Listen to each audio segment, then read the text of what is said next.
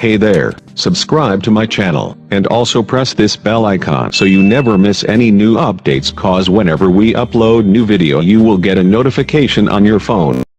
At the end of the test, you'll be given 10 minutes to transfer your answers to an answer sheet. Now turn to Section 1. Section 1. You will hear a conversation between a travel agent and a woman who wants to go to Australia with her husband on holiday.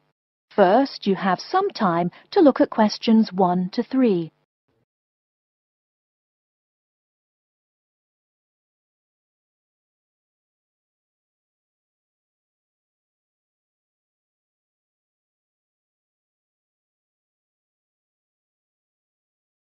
You will see that there is an example which has been done for you. On this occasion only, the conversation relating to this will be played first. Good morning. I've been looking at your holidays to Australia in your brochure. I'm thinking of going during the second half of next month. Good morning. As you can see from our brochure, we offer a wide variety of packages to various destinations in Australia. Is there anything in particular that interests you? The woman says that she has been looking at the holidays to Australia in the brochure. So, brochure has been written in the space. Now we shall begin. You should answer the questions as you listen, because you will not hear the recording a second time. Listen carefully and answer questions 1 to 3. Good morning. I've been looking at your holidays to Australia in your brochure. I'm thinking of going during the second half of next month. Good morning.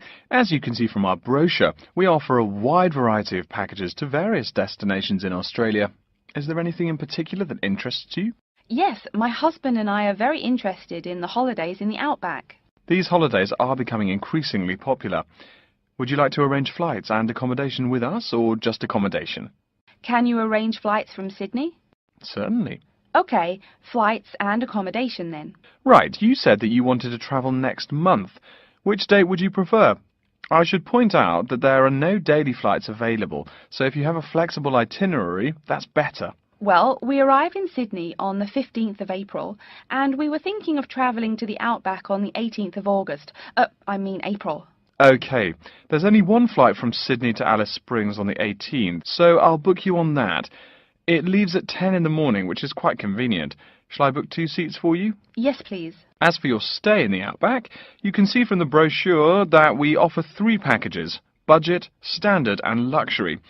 The budget package is about $500 Australian dollars, the standard package is about $700 and the luxury one is approximately $1,000, though it does depend on exactly what you would like regarding extras. Which one would you prefer? Well, we can't decide between the budget and standard options. Well, actually, just looking at my computer here, on the date that you want to fly into Alice Springs, there is no standard accommodation available. It's fully booked, I'm afraid. That's okay. We think that the cheapest one should be fine for us. We don't mind roughing it for a few days, and we don't expect to be spending much time at our accommodations. We prefer the outdoors. Right, let's look at the room options. Before you hear the rest of the conversation, you have some time to look at questions 4 to 10.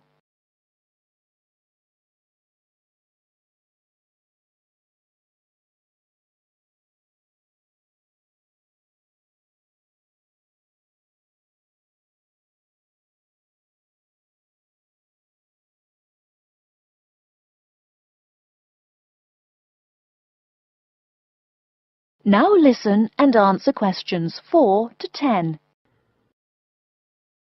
First of all, would you prefer a non-smoking room? Yes, neither of us smokes. OK. Oh, before I forget, could you book everything in my husband's name, please? Yes, of course. Are you paying by credit card? Yes. In that case, I'll need your husband's name exactly as it appears on the card. Of course, it's John A. Smythe. That's Smythe with a Y. John, middle initial A, surname Smythe, S-M-Y-T-H. Is that correct? Correct. Thank you. I'll just check the price.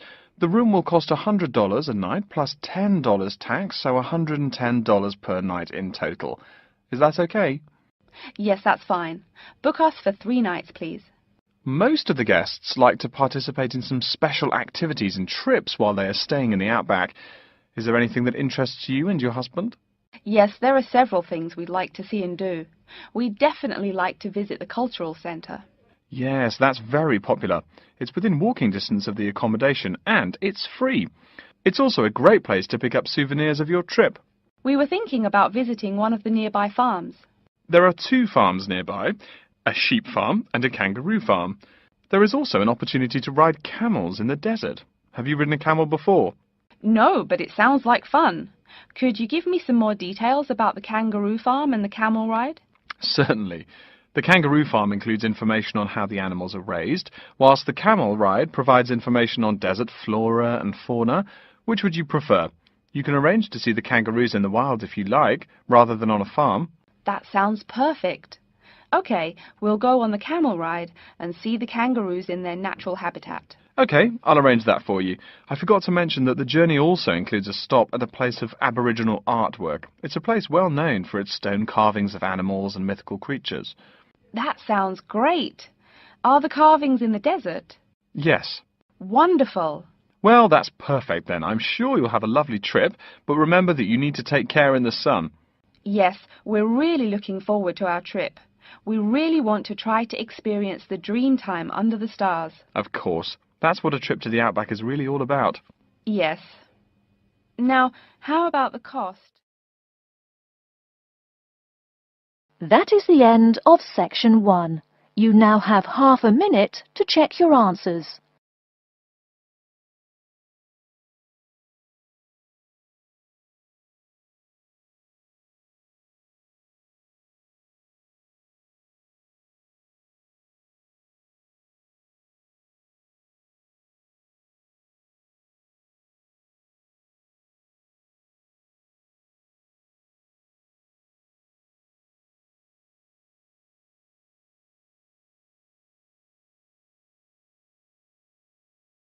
Now turn to section 2.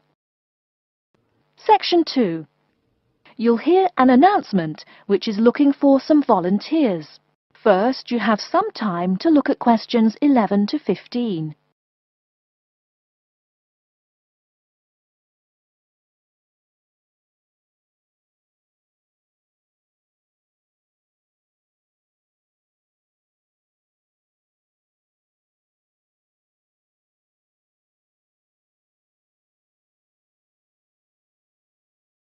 Now, listen carefully and answer questions 11 to 15.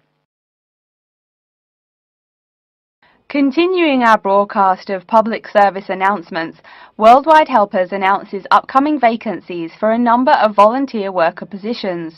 All applicants must meet the following requirements. First of all, applicants must be over 18 years of age. The company apologises, but there can be no exceptions to this rule. Second, persons interested in these positions may not have police records. Minor traffic offences like a parking ticket are, of course, no problem. But, and I quote, past and present drug users and sex offenders need not apply. The employer will, of course, check with the police to verify your clean record. In addition, applicants must supply references from past or present employers or teachers along with their recent CV.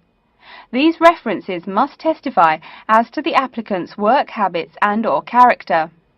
Remember, these are references from employers or teachers. A note from your dear old mum won't do. Worldwide Helpers assures me that they will contact these references to confirm they are genuine.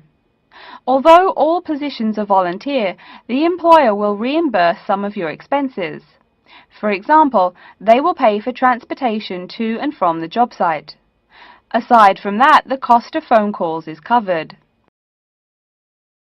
Before you hear the rest of the talk, you have some time to look at questions 16 to 20.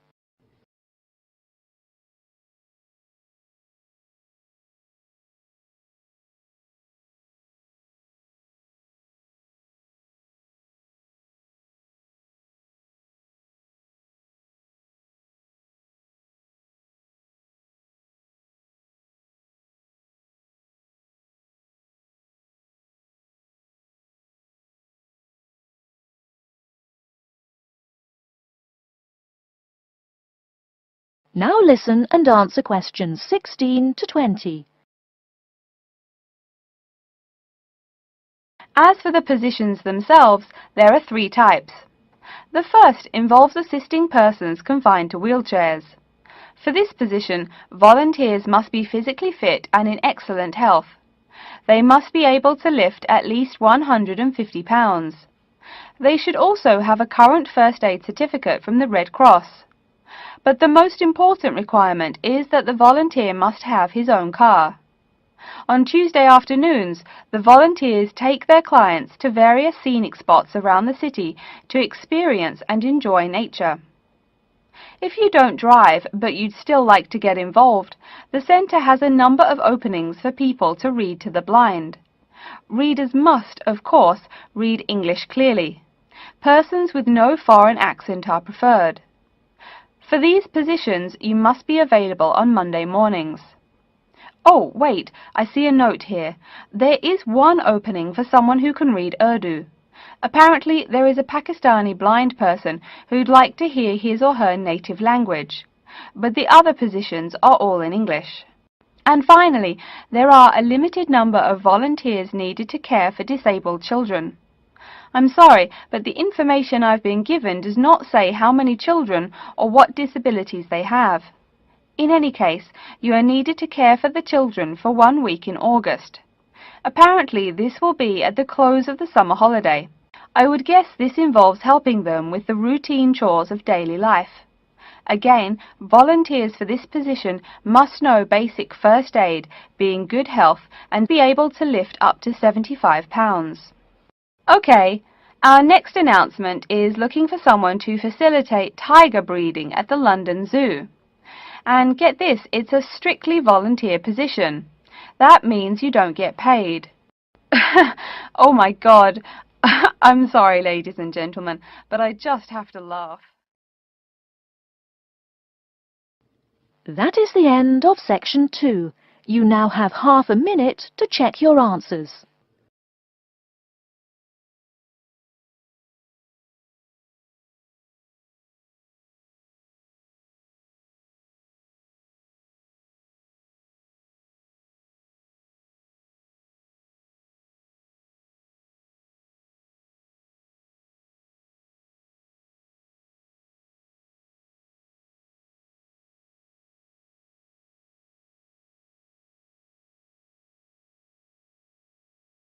Now turn to section 3. Section 3. You will hear a student called Pete talking to his classmate Dave about the presentation that he will give on environmental science. First, you have some time to look at questions 21 to 25.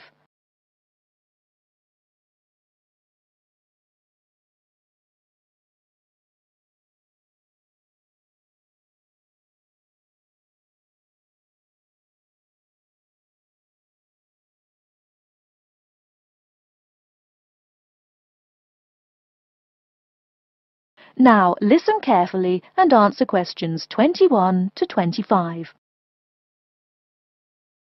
Are you just leaving the library now? I saw you get there at 8 a.m. Yeah, I've been there all day. What for? They hire a cute new librarian or something? I wish. No, it's the presentation that I will give in environmental science the day after tomorrow. What's it about?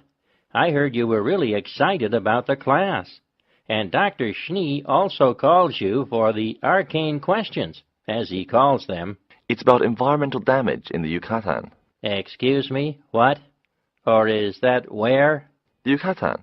It's a state in southeast Mexico. So what's happening there? Agriculture is having a really adverse impact on the environment. There are too many farmers doing too much farming. It's really destroying the forests and ruining the soil. Deforestation is a major problem there now. How did you learn about this? I don't recall Dr. Schnee saying anything about it in lecture. Yes, but my brother went there last month. You know, to look at the old cities like the Maya Indians built. That's what first got me interested. Your brother Tom? No, Dick, Harry's twin. Anyway, he told me how few trees there were now, and how much empty ground that grows almost nothing. He said the place looked more like the desert than jungle in some parts.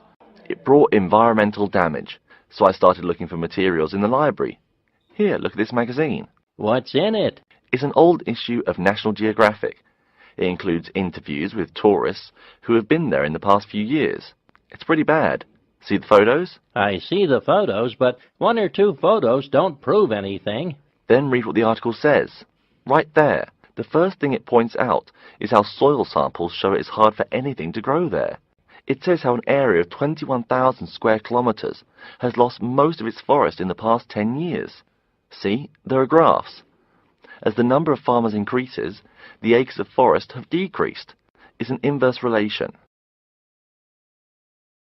Before you hear the rest of the talk, you have some time to look at questions 26 to 30.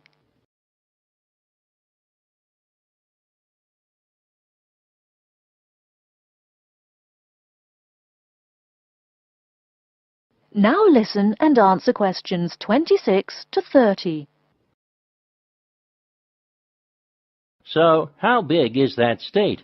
I'm sorry, but I've never really learned the metric system. It's bigger than the state of Massachusetts. That's shocking. Anything else? There's lots of else. Scientists say there's a growing area of about 10.5 square kilometers where nothing can grow at all. It's like the beginning of a desert. Oh, yes. What Dr. Schnee called desertification. But why can't anything grow there? I've never really studied soil chemistry. I'm just starting to look into that subject, but my sister Marie is a geologist, and she says the problem is that the soil has too much saline, with no plants helping to adjust the chemistry. Apparently, that's a common problem with soil types throughout the areas with rainforest. Once you lose the plant cover, it's difficult to bring it back. Reforestation is almost impossible, even if the land is not being used for other purposes. Wait a minute. What is saline? Saline is salt dissolved in water. Scientists who have gone there have taken measurements. They do this by gathering a sample of the soil and running a simple test that shows the ionization of the solution. The geology department in our own university has reviewed the soil at the site too. They're right. It looks pretty bad. The level of salinity is going up, but the plants that would solve that problem can't be planted in soil like that. There is a narrow spectrum of salinity in which the plants will grow. And once you pass the threshold, there is no way to put the problem right? Exactly. It's possible that no one can do anything to stop the trend now. And all because of human greed. Wait a second. How do you know these scientists can be trusted? What kind of reputation do they have? Are they reliable? Oh, they're definitely reliable. They include 4 members of the faculty from the geology department right here at MIT. Here, study these photographs and check the damage yourself. That's what Dr. Horst, who wrote the book here, did. He's newly appointed, but Dr. Schnee said that he's brilliant. So, where are you going now? I'm headed over to the geography department to borrow a map for my presentation. You know, this whole problem could have been avoided. The farmers there in the Yucatan... Pete? What? Go take a break. Leave some studying for the rest of us.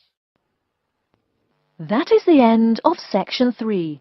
You now have half a minute to check your answers.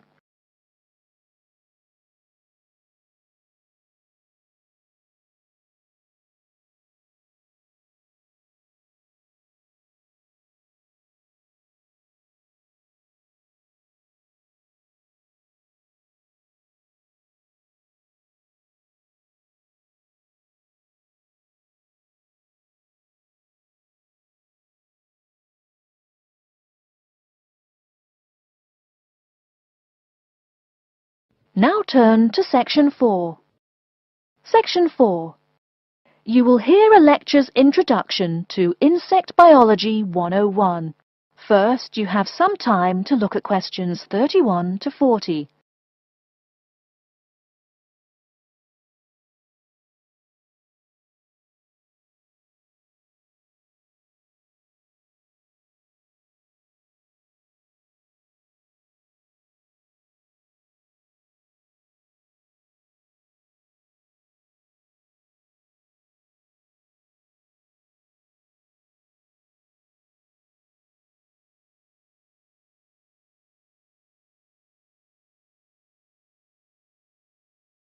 Now listen carefully and answer questions 31 to 40. Good afternoon and welcome to Insect Biology 101. I'd like to begin this course with a few remarks about good insects and bad ones. Bugs are all around us, and that's both a benefit and an annoyance, sometimes maybe even serious harm. First, let's talk about the good things that insects do for us. Probably the most important insect for humans, and maybe for all other life, is the bee. Bees help plants in the process of pollination, and thus are necessary to most flowers and fruit-producing trees. That is, they carry pollen from male flowers to female. If it weren't for bees, we'd have very few food plants and no fruit either. In fact, there would be no we. No less a thinker than Albert Einstein pointed out that, without bees, humanity would be dead within a year or less. We'd starve. It's that simple. That should maybe make us just a little humble. A little less dramatic is the fact that bees also make the honey we eat. Moreover, they produce beeswax, which is useful in candles and is also used as a first-rate furniture polish.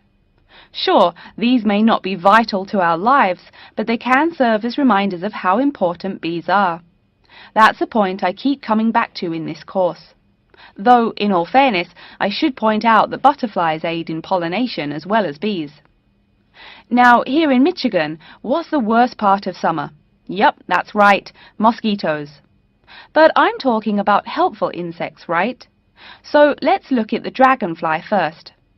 If there were no dragonflies, there would be even more mosquitoes. Dragonflies mainly eat mosquitoes and also a few other insects. Yes, that's right. They don't just fly around, and they also help to eliminate harmful insects. So the next time you see a dragonfly, don't you dare kill it. Now, let's talk a little about those harmful insects. Take the mosquitoes I just mentioned as an example. Not so many years ago, mosquitoes here in America weren't just annoying, some were even deadly.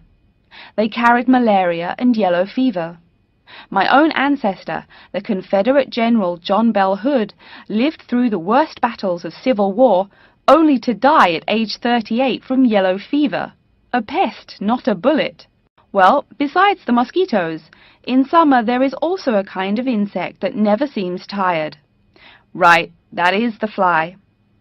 Before I go on talking, I must mention an African fly called the tsetse fly, which feeds on blood and can cause serious diseases in the people and animals that it bites.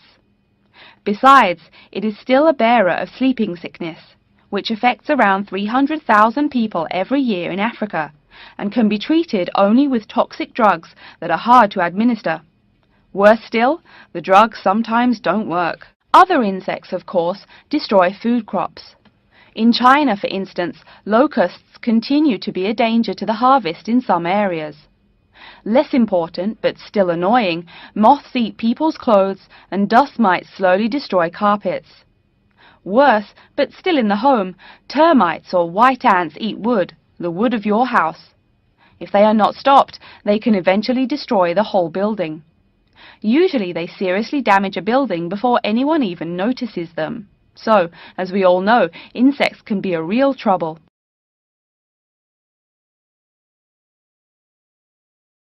So, what to do? You can go ahead and start killing harmful insects. In the early decades after the Communist Revolution in China, Chairman Mao encouraged the people to swat every fly they could see. Slogans on the walls of buildings called them little capitalists. But flies reproduce too quickly for this to be a long-term solution. For some decades in the West, to kill insects with chemicals seemed a good remedy. Unfortunately, chemicals can only be used in a limited area for a limited time. It's a small-scale solution. The insects come back. Worse still, some of the poisons used, like DDT, were found harmful to the environment. Many kinds of wildlife, like hawks, were harmed. And people in chemical-using rural areas have one of the highest rates of liver cancer in the world. It's no secret that chemicals remain harmful to humans. Like all species, insects adapt to their changing environments at an amazing rate. When a new chemical is introduced to their habitat, the insects that survive are generally the ones with some way of resisting the harmful effects. They then breed with the other survivors, and just like that, insects become resistant to most poison in a few generations. An insect generation, remember, is a couple of months at most. So again, we have to ask, what to do? Well, there are biological solutions. Some of these are pretty simple. One is destroying the insect's habitat.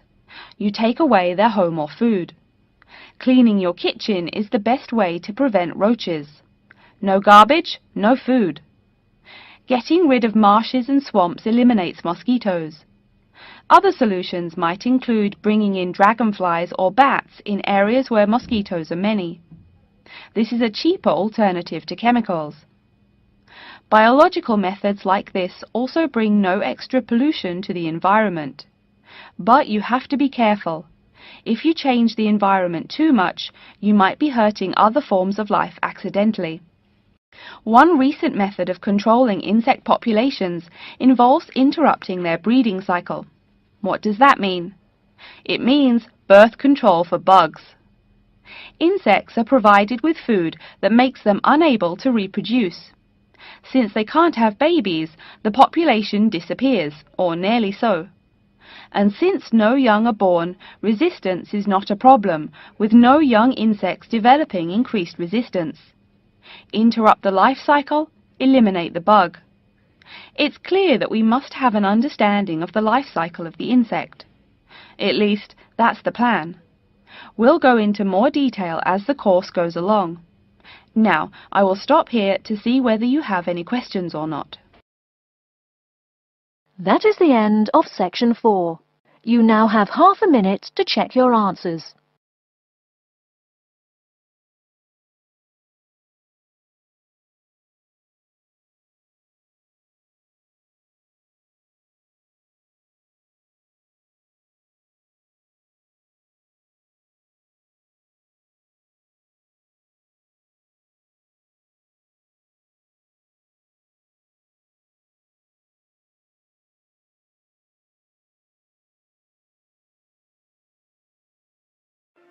That is the end of the listening test.